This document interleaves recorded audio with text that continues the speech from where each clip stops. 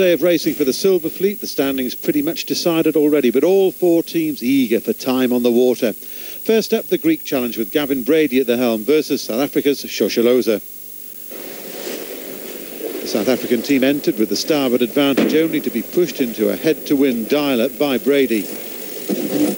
And there they stayed as the clock wound down towards the start, each team waiting for the other to flinch first. In the end, with a minute to the start gun, it was Paolo Chan who made the first move, peeling away towards the committee boat, the Greek team in hot pursuit. On the final approach to the start, the boats neck and neck. The Greeks rolled underneath the South Africans. Soon after the gun, Shosholoza was forced to concede and tack away. The decisive move of the match came two-thirds of the way up the first leg. The South Africans trailing and choosing to tack away, but instead of tacking to cover them, Brady carried on, and approaching the first turning mark had built a 160-metre lead. From there, the recently formed Greek team left no way back for the South Africans, continually building on their lead.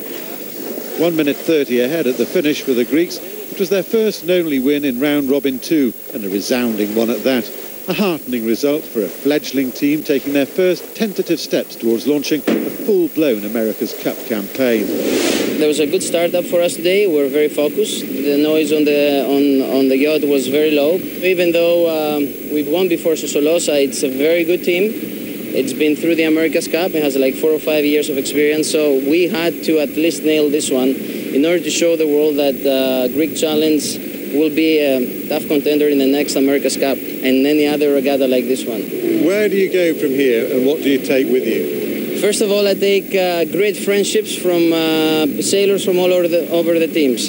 I take the way the New Zealand public has embraced our the fledgling fleet, as it's been called in the media. And finally, I will take all these victories back to the homeland and show our people that, yes, we can. The second Silver Fleet match was between Ian Williams' China team and Sebastian Cole's Patagas K Challenge.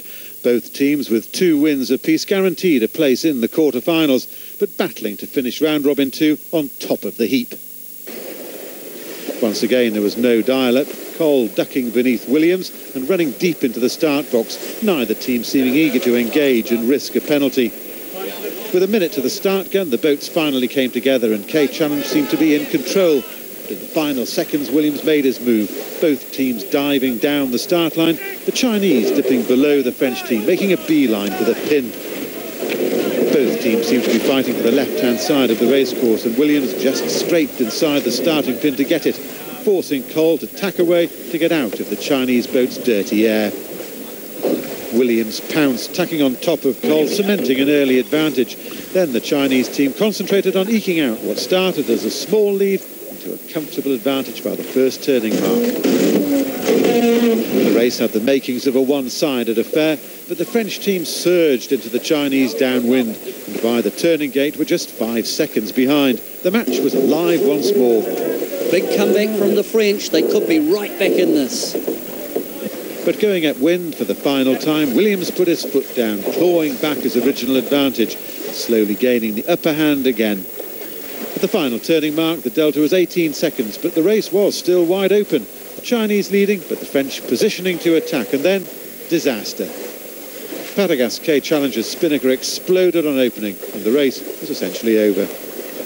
A victory to Ian Williams' China team by 57 seconds, their third win from 3 starts, making them the top-seeded Silver Fleet boat going into the quarter-final phase. Yeah, great for China team to get another win on the board. Very close race, actually. I felt that they had a little bit of control in that pre-start, and we managed to wriggle clear and get a nice start at the pen, and probably had a half-a-length lead at the start, which was enough for us to convert into a lead at the top mark, a very close lead at the bottom mark, and then some nice sailing, nice shift work up the second beat. We managed to draw out a little bit, and I think the race ended really when their spinnaker blew up on that second hoist. So, you know, fantastic to get another win. Now, the 5th race of the day was meant to be the much-awaited clash between Emirates Team New Zealand and Alinghi. But then came news that Alinghi decided not to race. Ed Baird explains why. I mean, as you know, the racing format here has that when you race against Team New Zealand in any of these matches, you don't score points. As we saw yesterday, Origin, who was in the right-of-way in a collision, actually got a half a point taken away from them. So that's an incredible downside for us right now, since we're sharing the lead in the round at the moment, and we're hoping that, you know, if we win another race or two, we can go through to the you know, skip right through to the Challenger final. So the downside of the potential to get points taken away and no value of points coming to the scorecard just made it too risky to go out. Emirates Team New Zealand still started the race, the committee black flagging the Swiss for not turning up. Dean Barker, skipper of the New Zealand yacht, didn't hide his disappointment. Oh, I'm pissed off. You know, I'm really disappointed, disgusted. It's you know, we're here for a good sporting event, and I just don't buy their reasoning. It's not you know, if they'd actually bothered to do the maths, they could figure out that even if they raced us today and there'd been a collision and, you know, they'd been deducted a point, which, you know, I'm sure they could back themselves, they could avoid all that, you know, they could still easily win the Challenger finals. So it's yeah, I'm, you know, blown away. Peter Lester, what do you make of it? Well, I think it's a bit of a shame that we've been robbed of such a good race, to be honest. But yeah, I can see the logic. But I think in the context of this regatta, everyone's hanging out to see Alinghi race against Emirates Team New Zealand. We're going to have to wait. OK, now in the meantime, what we haven't had to wait for is some amazing racing. What about that last one with Origin? What a race. Well, it was a rip snorter, wasn't it? You know, off the line, it was pretty even. Long drag race, and then those manoeuvres at the top mark. The hardest manoeuvres in the book. Tack set and a tack jibe set. Mouth-watering. Brilliant. Taking a look at the results in the Gold Fleet, Alinghi, BMW Oracle Racing and Emirates Team New Zealand all on 2 points. Team Origin on 1.5. Docked half a point for hard contact with Oracle. Damiani Italia on 0. Round Robin 2 racing is complete for the Silver Fleet. China team win 3 from 3. Patagas K Challenge 2. The Greeks 1 and Shosholoza 0. We can only ask for more tomorrow, and if it stays like this, are we in for a day?